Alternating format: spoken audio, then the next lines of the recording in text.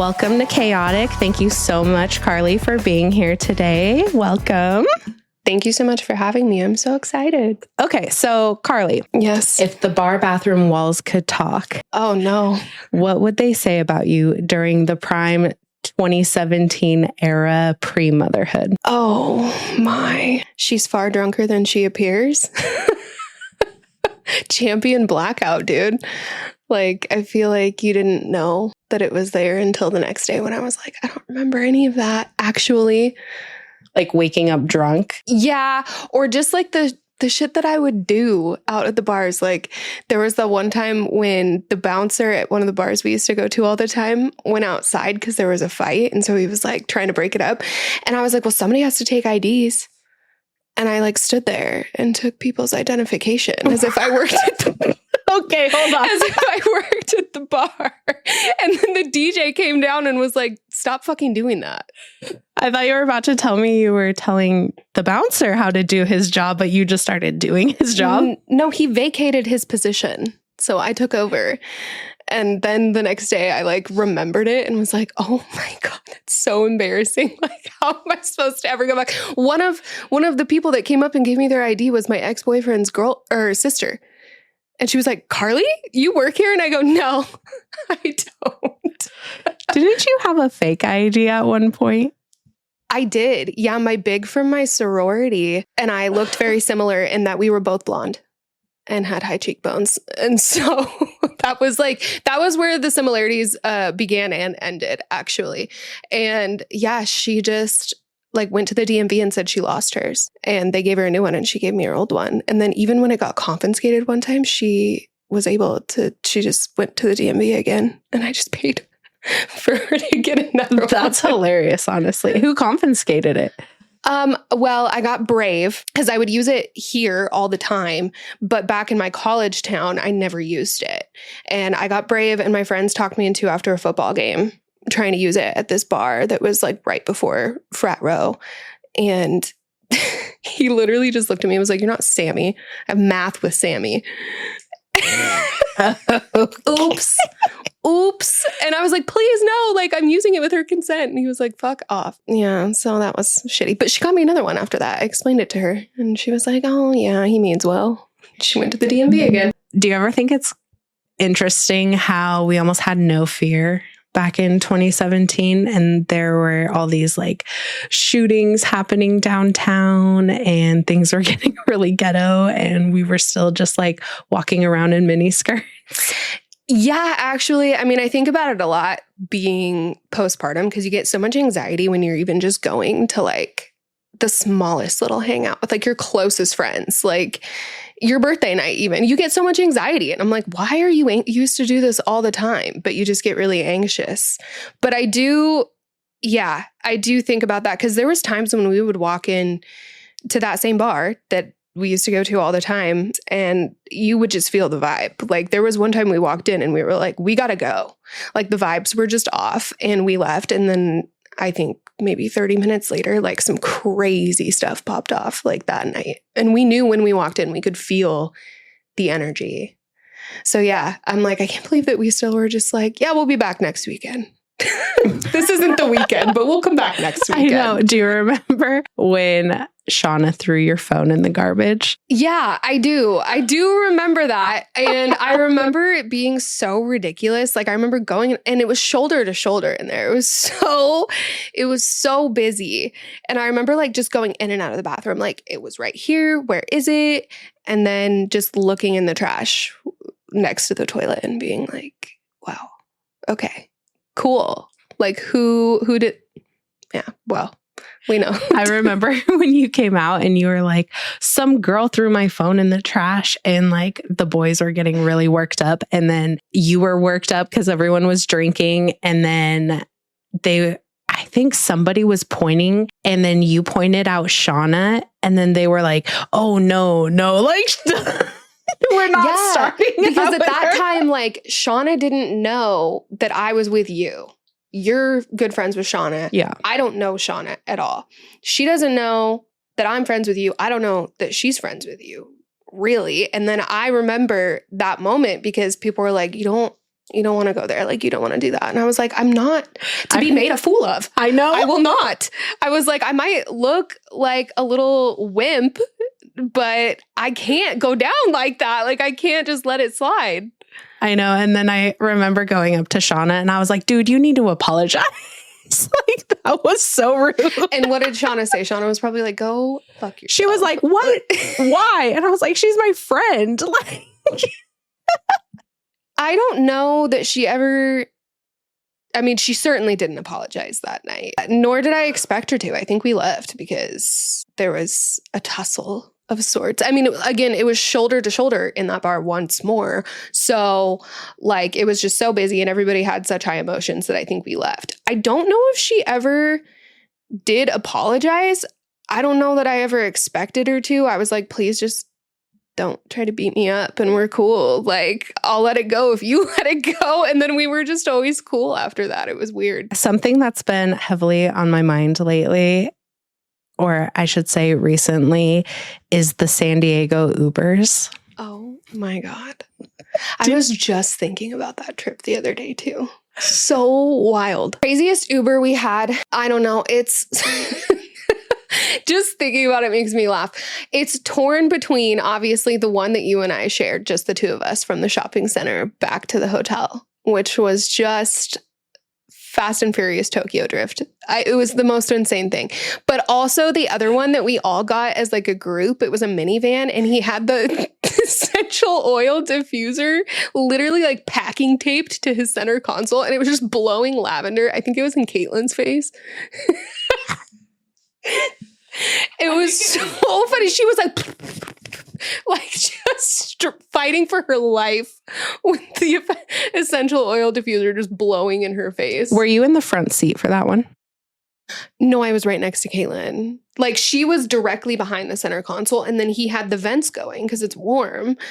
And so it was just like straight in her face. And I was right next to her, like leaning to the side, like away from her. I remember the essential oil. I put that in my notes. I was literally like, the lavender essential oils diffuser straight in your face. Like, all you could breathe was shitty chemicals. Yeah. And I mean, I think he had the best intentions because wasn't that also the same guy that was just playing like very loud classical music? And it was like, are you trying to get me to take a nap? Like, maybe this is for the working people of San Diego, like not the people on vacation, because he seems like he's trying to really zen you out, but it's actually sending me into a state of panic. Like, why? Why is the lavender so strong? It was like, is there belladonna wafting through here? Like, I felt like we were all about to just like roll back and zonk out. Like, I was like, this is the strangest vibe for an Uber. That one comes second to the shopping center guy because that was just you and were you in the front seat or were you in the back with me? No, we were both in the back seat and we were like sliding around the back seat. That's right. It was like the Sizzler ride at the fair.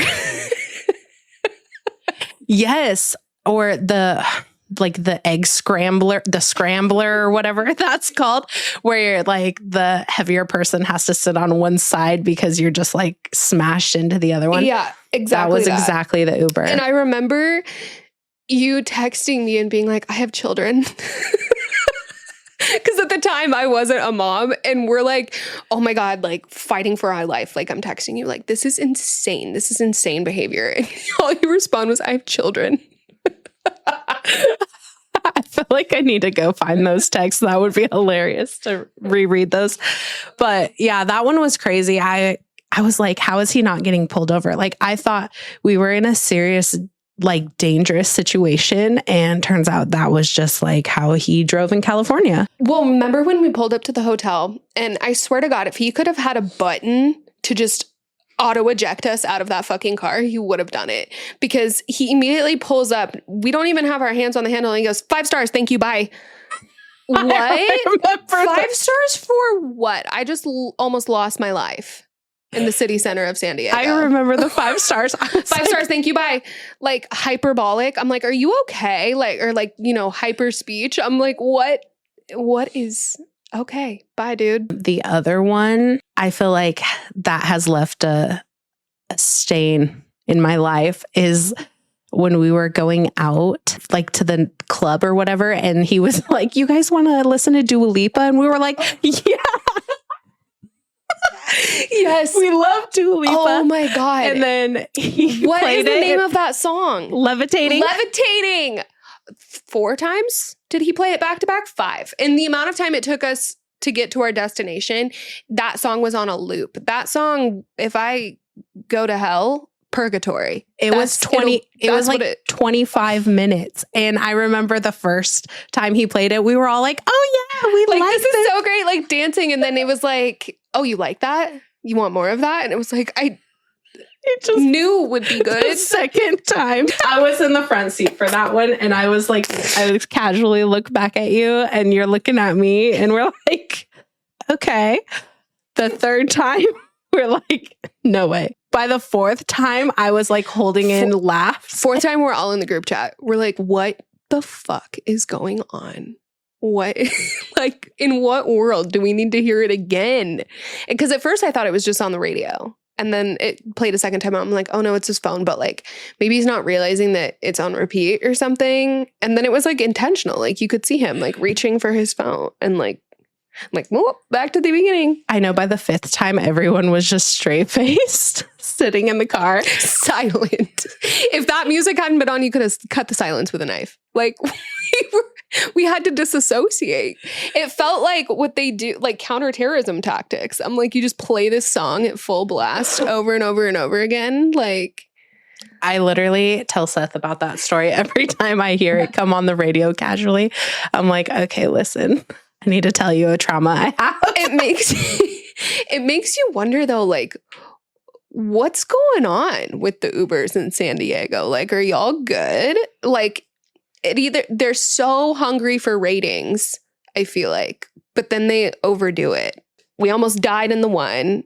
Caitlin was intoxicated off lavender fumes. And then, yeah, levitating over and over and over, and not just like in the background, like fully blasting. It's like, do you think that's going to get you a good rating? Like, I left that car feeling like I needed to be in an insane asylum. Yeah, they definitely do too much. I think it's because it's their livelihood down there. Like a lot of California, they drive full time. That's their job. Right. And that's what I was saying about the essential oil guy, because I'm like, this would be really relaxing if I was like just getting done with like a really bad business meeting or like a stressful work situation. And I was like, oh my God, I'm going to get an Uber and go get lunch. And I got in this Uber. I'd like be if like, you just got fired and you were like trying to commit suicide anyway. Yes. Yes. Or just like the most stressful like work day you could ever think of. And then you get in this car and you're like, and you just like lean your head back. Like, I understand. But also with that many girls in the car, and then the air on full blast. And it just was such a strange vibe. Like, I think you should think about the people you're putting in your car and the vibe maybe they're going for. Lord knows, levitating guy sure tried. He was like, this is the vibe, yeah? He really did his big one with that. Do you remember to steal your spot in the bed? She was so mad. She was so mad about the bed. And you and I were like, take the bed. It's fine. Like, we'll literally go pay for another room. But I'm a grown woman. I'm not sleeping on a pull-out couch, especially because, like, wasn't she not supposed to come? And that's why. I think it was like the last minute commitment. But so for context, there were like, how many of us? 5? There were like 5 girls. Yeah, 5. We had 2 queen beds, 2 to each bed. And then there was a pull-out. And which, by the way, was like a full-size pull-out. It's not like this is like a tiny tenting cot or a camping cot for a tent or something. You know, it's like, it was a full-size bed pull-out, like a regular couch pull-out. Yeah. And everyone knew like who was sleeping in the beds before we got there. And then every time we'd come back from like a day trip or something, I would like lay on my side of mine in your bed. And then you'd go like to the restroom or whatever. And you'd come out and this girl would just be like inside the sheets on your side of the bed. Like slithering where I lie at night. I was just like, what kind of behavior? Also, for even more context, I don't know these women. You don't know these women. These were friends, like a mutual of one of the girls we went on the trip with. So it's like, I don't know these women from Adam. So, and I mean, over a bed, I'm not going to be like super confrontational. Although towards the end of the trip, it was getting there. It was getting there. Like, because the mutual friend that we had on the trip was like, this is what she's saying about the bed, like in our little group chat. And I wanted to be like, say it to my face. You're going to go slide in the sheets where I sleep and not say anything to me and then be in the group chat like, she doesn't deserve a bed. Why? I know. What did I do? Do you think before that, maybe we were like, heck yeah, we'll go on girls' trips with any girls. And then after that, maybe we reevaluated? Oh, no. Yeah. Like definitely know who you're going on the trip with, or know a majority, I should say. Because I've since gone on trips where like I don't know one or two of the girls, but the majority of the girls are like my friends. And then it's like one of their friends that they brought along. Fine. Totally fine. But you and me being the only two that really like knew each other, and like I knew our mutual, but not like that. Like I came because you were going on the trip, you know? So yeah, you got to be wary of who you travel with, because by God, we were only there for 3 days, right? 3 or 4 days. It felt like a lifetime. By the end of 72 hours, I was like, my eye was twitching. Like I was like excited to go to the airport a little bit, not because I didn't love San Diego, and we had a lot of fun on that trip despite like the weirdness kind of with the other girls. I was just so done with them. Like I was like, I'll go sit in solace. I remember we were like, we're myself. going to the airport. We don't give a fuck what you say. They're like, we have 8 hours. Yeah, and we're like, so like, we're going to go great. drink at the airport bar. We're going to get our stuff. We got there so early, they wouldn't even let us check our bags. We had to wait, remember? That's right. We were so eager. And again, it'd been like 72 hours. Like it was a very quick girls trip, but it was a lot of fun. I always think about the hookah bar that we went to. Oh, yeah. And those guys did not know how to. And there's like a video of me drunkenly being like, are you kidding me? Do your job. Like you don't know how to, again, this is what I do when I drink, and like I drink a lot. I'll be like, let me do it. Let me do it for you. I know what I'm doing. I don't. So we've had the best of times and the worst of times. I love that we have been able to share so many like life stages and different seasons together throughout our friendships, like relationships, breakups, motherhood now. I know you've recently been in like a season of transition with the new house and your current relationship status. So what would you say is or has been the most challenging during this time, considering all aspects around the new norm for like you and your daughter? I think just being a mom while all of these other things go on. Because like you want to maintain normalcy for your kid. And even that is difficult because she's a toddler. So like what is normal? And like trying not to, because it's been so exhausting. I tell you what, I'm never moving again. I'm never moving again.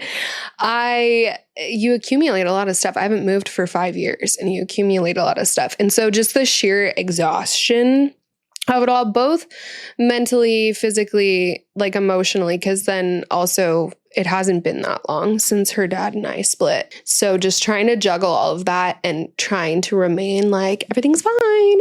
Like for your kid. Whereas before it was like, before I had a kid, all of this stuff would still exhaust me, but I didn't have to put on a face for anybody.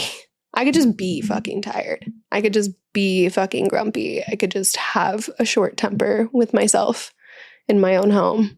Or like, you know, my dog steps on my foot. I'm like, get the hell out of here. What are you know, but it's like, I can't do that to my toddler.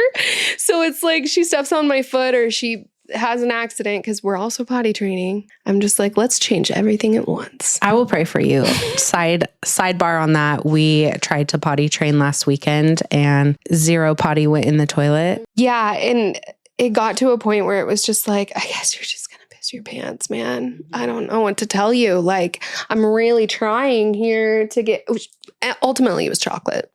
It was chocolate that got her to do it, but she still has accidents. I mean, it's not like a linear path. to the potty training. It's all over the place. And it was chocolate that got her to do. But like this morning, I like had barely opened my eyes. She's standing over me. She goes, I pooped. She was in a pull-up, thankfully.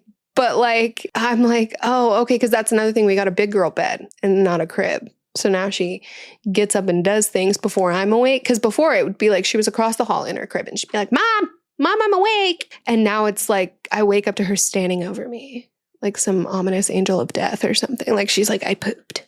Like looking into my soul. And I'm like, oh, and I'm so tired from the move. I'm so tired from cleaning. That always got me when Kamaya would do that. She's been so far the only one that will like creep into the room and just stand there. And I'm like, I will wake up and she's just standing there and she won't say anything though. She doesn't say mom. She just waits till I wake up because she doesn't want to wake me up. But I'm like, don't do that. Yeah. Like, oh, that's so thoughtful. Thank you. Thank you so much. Reese woke Danny up. Her dad woke him up by slapping him in the face and was like glaring at him. So I'm like, did she have a dream where you told her no? Or something, you know, like how wives or girlfriends will have dreams about their boyfriend cheating and just wake up like pissed. He said she was pissed at him all morning, and he woke up to her slapping him across the face and just glaring at him. That's hilarious. That's so much personality. It's so terrifying, though. Oh my God, she hasn't done that to me yet, but I almost would take a slap in the face to the I pooped at 7:30 in the morning. I agree. Yeah, so I think just the exhaustion of it all has been the hardest, and like pretending that I'm not exhausted in front of my kid and trying to maintain my temper. What are your thoughts around like dating as a single mom? It's fucking bleak out here, isn't it? Personally, I don't have time. I feel like right now, who has the time? If I have free time, I'm going to spend it with my friends or like my family, because I already don't see because we're all moms, you know, like everybody's so busy. Everybody has their own stuff going on. So if I get a chance to do something, I'm either doing it by myself and loving every minute of it, or I'm doing it with my friends or my family. So I'm just kind of like, who has time? And also like, I can't think of anything worse than like an online dating app situation. Is that the only option these days? I mean, no, that's the thing, is that I'm like, I would be totally open to meeting somebody organically, but you know, the only places I really go are home, where no men are to be found, except for my dogs, and work. And I just don't shit where I eat. Like, I'm not interested in that. Yeah. I mean, I met Seth at work, but also we worked in completely different places just for the same company. And then when we did work together, we were fully remote. So it wasn't like I saw him in the office. Right. Yeah. And that's different. It's hard because it's like everybody I work with, first of all, it's like a high school, you know, like everybody knows everybody's business. And there's always rumors floating around. And I just don't want to be subjected to that. I don't want to be a part of it.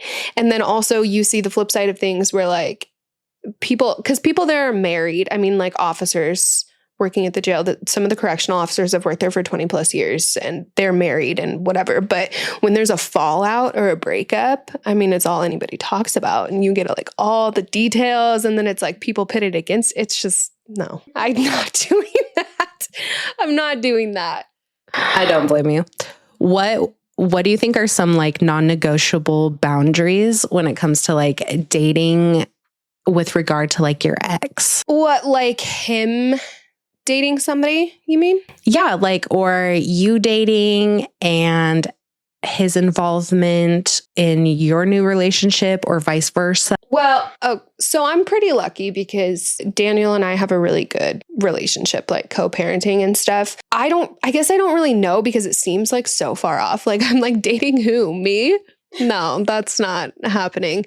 But I suppose like on his end, at least, I would hope that before he introduces anybody to Reese, I would get a heads up, maybe a chance to meet her. I would also like there to be a certain amount of time. Like, I don't want you going on 2 dates with somebody and then bringing her around my daughter, at least not in a capacity where you're like, this is my girlfriend. Like, if you want to be like, this is dad's friend, like, that's fine. But I just hope that, you know, we're able to keep the lines of communication open about it. Because again, for me, I'm like, I have no idea. I haven't even thought about it. I don't plan on dating anytime soon. I don't know where he's at with that, but I would hope that he would at least let me know who this person is. Background checks on background checks on background checks. For real. I'm always curious, like, what other people's, I guess, setup is for that, because I've had in my past relationships kind of like a huge spectrum of like the ex dating, me dating, and the involvement boundary. So like, for example, with one of my exes, the boundary was very much like I was not going to allow them to have any say in like my dating or who I had around, because they would have taken advantage of that and they felt like too involved in my life. Because of that, I offered the same respect where I was like, okay, I don't want this person having a say whatsoever in my personal life. So I really can't have a say on the other side. I feel like because my mom was single all of me growing up. I mean, single in that she had never been married. She dated people, and I think she dated a lot more than I ever knew.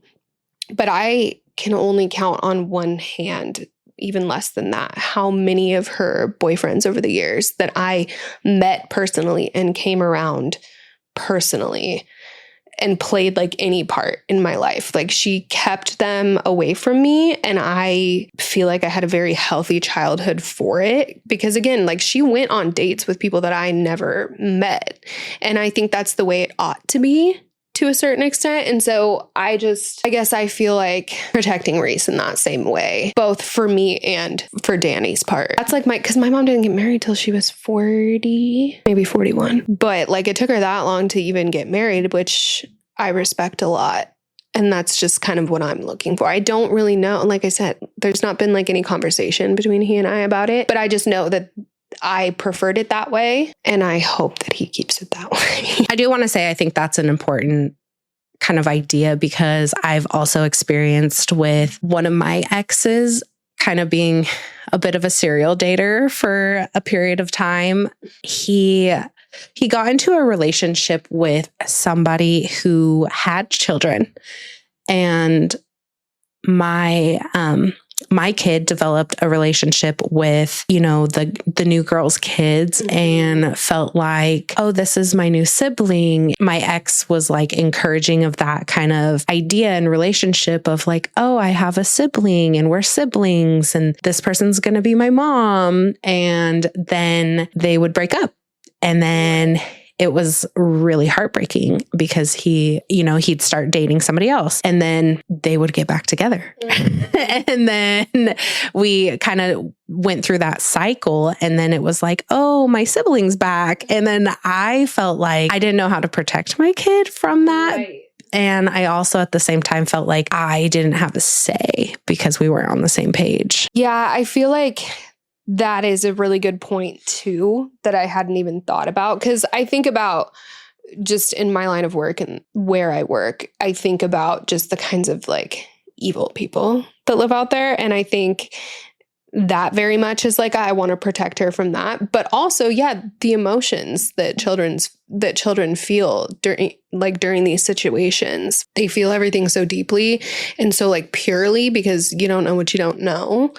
And so I would hate for that to be a situation where, she gets really attached to somebody really quickly and then maybe it doesn't work out. And it's hard because like, I don't know much about her dad's dating history beforehand, but I don't think that he moves quickly. You know what I'm saying? And I think I feel very lucky co-parenting with him, because I think I know him well enough and we understand each other well enough to know like he wouldn't just bring anybody around Reese. I hope anyway. But I never even thought about it like that, especially with other kids. It's so strange because I feel like I'm a 16-year-old. Like, I'm like, what do you mean other people's kids? I'm like, what do you mean I would date somebody who had children of their own? That's fucking weird. Which is okay, thank you. Because in the last episode, episode 9 with Seth, I kind of spilled the tea on the fact that I didn't want to date anybody who had kids. And he was like, what? That's a catch-22 because I have kids with you. Like, you wouldn't date me. And I was like, well, I mean, if you had them before we were dating. No. It's funny though, because I think for me, if I were going to date somebody, it would have to be somebody who already had kids of their own and like in some capacity, meaning like 1 kid, 2 kid, but was done having children, or somebody who did not have kids and did not want any children. Because I am a one and done kind of gal. I don't want any more kids. And I think that is probably, if I decide to date, going to hinder me in some ways, because I feel like these men be sowing their wild oats for a long time before they decide to settle down. And then they'll be like 40 and they're like, I want to have kids. Luckily, I'll be like, well, I'm 42. I can't have children either. But, but I feel like that is the thing that I've thought about when dating, is that I'm like, well, I'm not having any more kids. So whoever I date will have to be prepared for that. So what's on like your checklist? Do you have a checklist? And like, also, I'm curious how becoming a mom has like changed your expectations or what you're looking for in a partner. I don't know that I have a checklist, because again, I haven't really thought about it. Like I'm not interested in it right now. That's probably something that I'll think more about when I'm starting to feel lonely. Currently, I don't feel lonely. If anything, I'm like, leave me alone. But I feel like my tolerance for BS since having my daughter has, and also I think since turning 30, like I'll be 31 in 2 days, and I just don't have time for the beat around the bush. And that is why I said that online dating and like apps is a nightmare to me, because there's so much runaround, there's so much ghosting, and it's like, just, we're grown, right? Like, say it for what it is. And I feel like that's, if I were to date, that would be the thing that would probably shine through more than in my previous relationships, because I just don't have time for it. I'm tired all the time, and I just don't have time to play, oh, like, will you text me back? Like, what are you doing? Like, just open and honest communication. But other than that, I mean, I just have such a low tolerance for anybody's BS anymore. When it comes to the time for like dating or dating apps, how would you bring up the fact that you are a mom? Oh, I feel like I would just say it right off the bat. Probably. I don't know though. It's hard. I would kind of want to gauge them first. Like, let's say that I decided to go on an app. I don't think I would put it in my profile, because again, I work at the jail. I work where I work, and there are freaking weirdos out there that will be like, oh, you have a daughter, or like, oh, you're a parent. Like, love that. Love kids, like weirdos. And I'm too privy to that. Like, so I wouldn't put it in my profile. Maybe not even on the first date. Like, you might need to pass the first date before I ever even tell you. And then I'll just be like, straight up, like, yeah, I have a daughter, but I thought maybe you'd be weird at first, so I didn't want to tell you. And I kind of like you. This is date 2. So just so you know, I do have a daughter. If that's not cool with you, I totally get it. And you're not going to meet her anytime soon. Don't worry. Don't start freaking out. Like, just so you are aware. Because like, we're a package, right? You have to accept the kid if you're going to be with me. Yeah. But I also want somebody to like me for me before I even bring it up, I guess. If that makes sense. Yeah, that makes sense, because at the end of the day, or I should say at the end of 18 years, you know, it's just going to be you. So yeah, 18 though. I mean, I was like, I still call my mom every day. My stepdad's I know he hates to see me coming. Oh my God. I just saw a TikTok that was like, one thing about me, I'm going to my mom's house. That's hilarious. I sent that to my mom this morning. I was like, one thing about me is I am going to my mom's house, like, or I'm calling my mom immediately. Like, I get a traffic ticket or something, calling my mom. I just got a traffic ticket. She'll be like, oh, Like, for what? She's not bailing me out of these situations, you know? But it's like, I just have to call and tell her. No, I know. I'm going to my mom's after this. Yeah. And so am I, because she has my kid. Or like in that TikTok, she was like, yeah, when the kids have nothing else to do. Going to my mom's. Going to my mom's. Yep. Absolutely. So what is something that you would want your daughter to learn from like watching you navigate love? I want her to see what a healthy relationship looks like. So I am really grateful that her dad and I co-parent so well. Like, he will bring over dinner and we'll watch shows while she runs around. We'll all eat together. And then, you know, if it's like his time to spend with her, then he'll take her at the end of the night and we all do like a little group hug. And it's very nice. And I want her to just see that, like, even if it doesn't work out, that it is completely possible to be respectful towards one another. And I also want her to feel comfortable, like, asking about relationship type stuff, because I feel like I never asked my mom things like that, not because I wasn't curious, but because I come from a long line of stoic women who don't like to show emotion. And I don't even know. I haven't seen my mom cry very many times, certainly never over a man. So, you know, I want her to be able to ask questions, because I just think the more you know, education is power. So if I can explain to her, like, well, sometimes it doesn't work out. And that's okay. And that was something that I learned from my mom just by watching her, because I would watch her be in a relationship with someone for 3-4 years.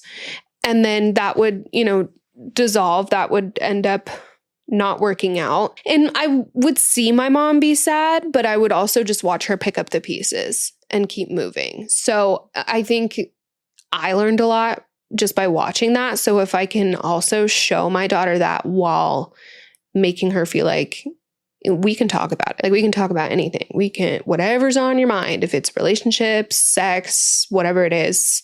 Because again, like, I just never talked to my mom about that.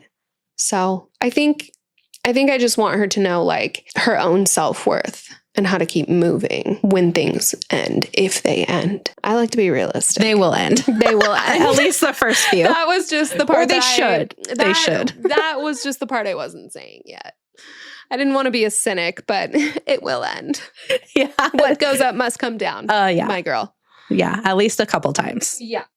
To say the least. So what is your current obsession right now? What's going on in Carlie world? Like, in what? Okay. So, like, I'm reading a book series I'm really into. Also, Love Island just started last night. So that will be my personality for the next 6 weeks. Okay. I'm so sorry. I'm so sorry. Like, I put on the TV at 6 p.m. on the dot last night. I had like my sushi and my takeout ready and was like, it's time. And I didn't get the memo that the first episode was going to be a little bit delayed. Apparently they had like put that out on, I don't know if it was like on social media, but I had been busy all day. So I was like so ready and wasn't there. I was devastated. I was like, what do you mean? Like, do I have to wait till 9 p.m. or something? Like, it's supposed to come on every night at 6. What time did it come? 6:30. Okay. 6:30. I got off, started Harry Potter, and then was like, you know what? Fuck this. I think there's a new episode of The Valley. And I went back to Peacock, and then it was like, new episode of Love Island. And I practically shot off the couch. But because I don't watch a lot of TV, but I do love Love Island. I love the format of it. And it's so fun during the summer. And then take it on TikTok afterwards and debrief with everyone making their TikToks. And I'm like, same. I felt the same thing when I was watching it. I agree. Just from the sidelines. But also, I've been so busy that I've been listening to audiobooks. And I'm deep into the Sarah J. Maas universe. I've been hearing a lot about that. I feel like I haven't, well, I don't feel like, I know I haven't actually read a book since I started dating Seth. I feel like my love for reading picked back up when I found out I was pregnant, because I was working night shift and I was just so tired. And so I just started reading. And actually what got me back into reading was A Court of Thorns and Roses by Sarah J. Maas. So I read that when I was pregnant with her. And then I moved on. At the time, she still had Throne of Glass was completely out and Crescent City was completely out. But I was like, oh, whatever. And like, I kept reading different stuff. I went down several different whatevers. And then I was reading Fourth Wing which is very popular. And I finished the third one and was like, I'm really into the fantasy right now. So I think I'm just going to keep going with that. And I went back to Sarah J. Maas. She knows her stuff, man. She knows how to write. She writes incredible fantasy. But I'm very picky about my audiobook narrators. And I just really like that she uses the same one for not the graphic audio, for just the regular audio. She uses the same one and I really like her. And so I am on book 3 of Crescent City. It's like 39 hours or something crazy. I just downloaded it this morning because I finished the second one. Just because I like to just keep listening. Like I've listened to a couple podcast episodes here and there, but then the episode ends and then you got to stop what you're doing. And with the unpacking and everything, I'm like, we'll just keep moving. Just move through this book. I read the second one in like 48 hours. 48 hours? Did you sleep? Well, I go back and forth between the physical copy and listening. And sometimes I'll do both at the same time. It helps me track a little bit better if I've had like a day and I'm trying to read, but I keep like having to reread the same thing over and over again, then I will put on the audiobook. So when we moved, I dug out my DVD player. And Reese was watching Anastasia on the DVD player. I love that movie. She came up to me, but she came up to me with the DVD, like in her grimy little toddler hands and was like, I want to watch this. And I was like, don't. You're going to scratch it. Oh my God. She looked at me like, what do you mean? Like, what is this piece of technology? I'm like, oh no. This dinosaur. Yeah. And then she kept trying to use the Roku remote on it. And I was like, it doesn't work. That's not how it works. That'll be hilarious when Issa starts. Well, I guess all my DVDs are hidden, but maybe we should pull one out for her. She can watch like Captain Underpants. Oh, do you have Captain? Yeah. See, I have the weirdest movies. Like she pulled out Benjamin Button. Okay. First of all, that movie is like 4 fucking hours long. Why did I purchase it? The once was enough. Once was enough. I felt very passionately about that movie though. Like when it first came out, I was like, this is a piece of art. It's really so fucking long. And since I bought that DVD, I've never watched it again. I've only watched it one time. It's not a bad movie, but like, why did I spend my money on it? Twice. Thank you so much, Carlie, for being here and sharing your story. Thank you for having me. It's been so fun. Of course. Please be sure to rate the podcast. It helps so much wherever you're listening. And I would love to hear any feedback you have. So please DM me with what you like, what you don't like, and any topics you're interested in hearing. Okay, bye. Okay, bye.